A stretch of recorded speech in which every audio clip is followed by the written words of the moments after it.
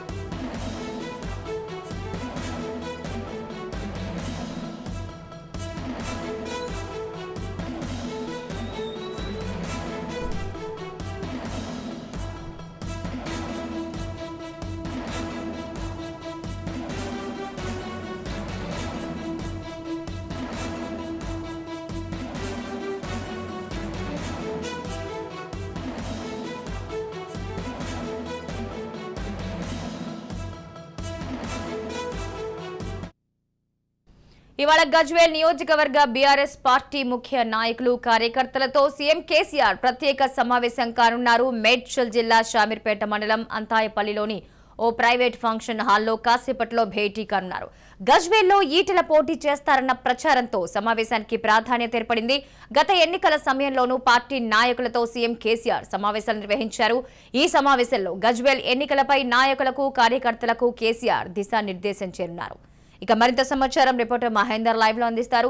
మహేందర్, చెప్పండి, కేసీఆర్ సమావేశం వెనుక ఆంతర్యం ఏంటి? ఈటెలకు సంబంధించి ఒక స్ట్రాంగ్ ఆదేశాలు కార్యకర్తలకు ఇచ్చే ప్రయత్నం ఈ సమావేశం ద్వారా చేస్తున్నారా? మహాలక్ష్మి, టికెట్ ప్రకటించిన తర్వాత దాదాపు ముఖ్యమంత్రి కేసీఆర్ ప్రతిభవన్ అలాగే పార్టీలోని సమస్యలపైన పార్టీ పైన దృష్టి పెట్టారు. ఇక తాను పోటీ చేసినటువంటి గజ్వేల్ కామారెడ్డి పైన వైపు ముఖ్య నేతలంతా కూడా ఇప్పటికే గ్రౌండ్ లెవెల్లో ప్రచారం చేసినప్పటికీ ముఖ్యమంత్రి కేసీఆర్ మాత్రం ఇప్పటివరకైతే వాళ్ళతో ముఖాముఖి ఎక్కువగా కార్యాచరణ కావచ్చు, కార్యక్రమాలు కావచ్చు ఏవి ఏర్పాటు చేయని నేపథ్యంలో నేను గజ్వేల్ జిల్లాకు సంబంధించినటువంటి దాదాపు గజ్వేల్ నియోజకవర్గానికి సంబంధించినటువంటి ముఖ్య అనుచరులతో నేతలతో అలాగే కార్యకర్తలతో ఈరోజు షామీర్పేట మండలం అంతాయపల్లిలో ఈరోజు ఆయన సమావేశం కాబోతున్నారు. ముఖ్యంగా గజ్వేల్లో పోటీ చేస్తున్న నేపథ్యంలో అక్కడ ఎన్నికలు ఎలక్షన్స్ ఎలా జరగాలి వాటిపైన దిశానిర్దేశం చేస్తున్న నేపథ్యం, అలాగే ఇతర పార్టీ నుంచి పోటీ చేసినటువంటి నేతలను మరి ఏ రకంగా ఆయా పార్టీలు ఇచ్చేటువంటి హామీలు కావచ్చు, ఇప్పటికీ మరి ఆ గజ్వేల్కు తన నియోజకవర్గాన్ని తాను చేసినటువంటి అభివృద్ధిని ప్రతి గడపకు తీసుకెళ్లాలి, ఖచ్చితంగా భారీ మెజారిటీతో గెలిపించాలి అనేటట్టుగా మరి ఈ రోజైతే ముఖ్యమంత్రి కేసీఆర్ వాళ్ళకు దిశానిర్దేశం చేయనున్నారు. అలాగే ఈటెల రాజేందర్ కూడా గజ్వేల్ నుంచే పోటీ చేస్తారు అనేటువంటి విషయాలు తెలుస్తుండటంతో దాదాపు మరి ఆ రకంగా కూడా ఈ సమావేశానికి ఒక ప్రాధాన్యత నెలకొందని చెప్పొచ్చు.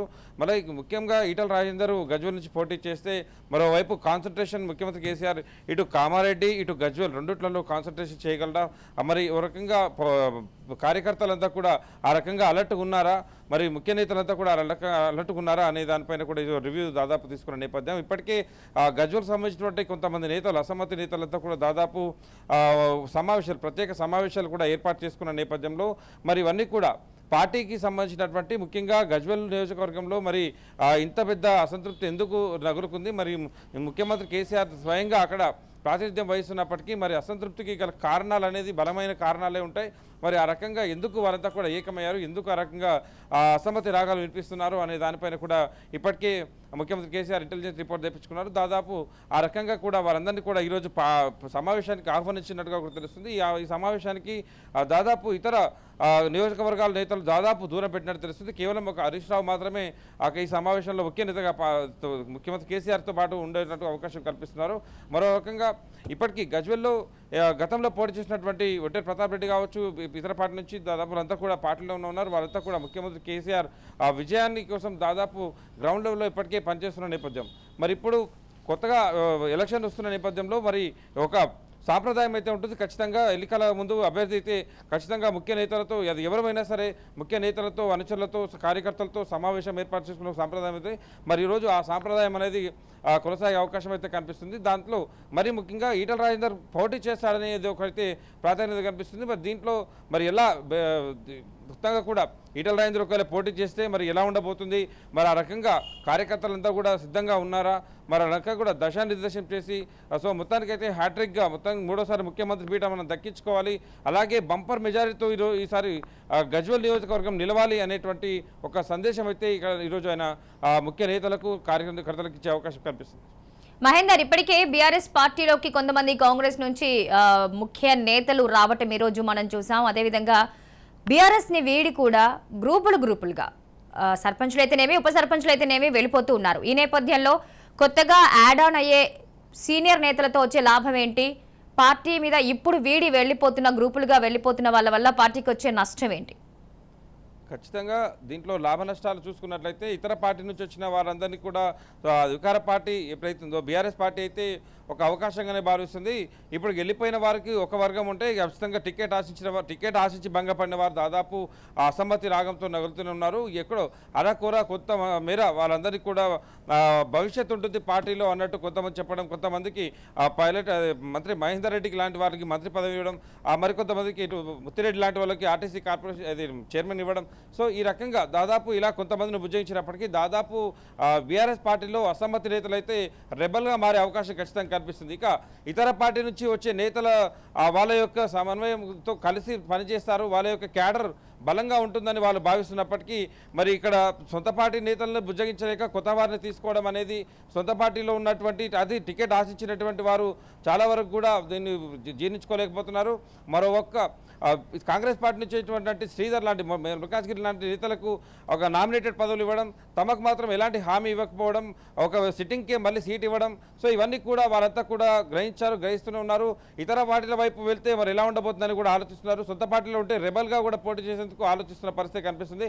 ఇతర పార్టీ నుంచి వచ్చే వారిని ఎక్కువగా భుజానెత్తుకుంటున్నారు, మమ్మల్ని తక్కువగా చూస్తున్నారంటూ దాదాపు ఎవరు కూడా ముందుకు రావడం లేదు, మాట్లాడలేదు. తమ కార్యాచరణ మాత్రం తాము సైలెంట్గా చేసేసుకుంటున్నారు, సమావేశాలు ఏర్పాటు చేసుకుంటున్నారు.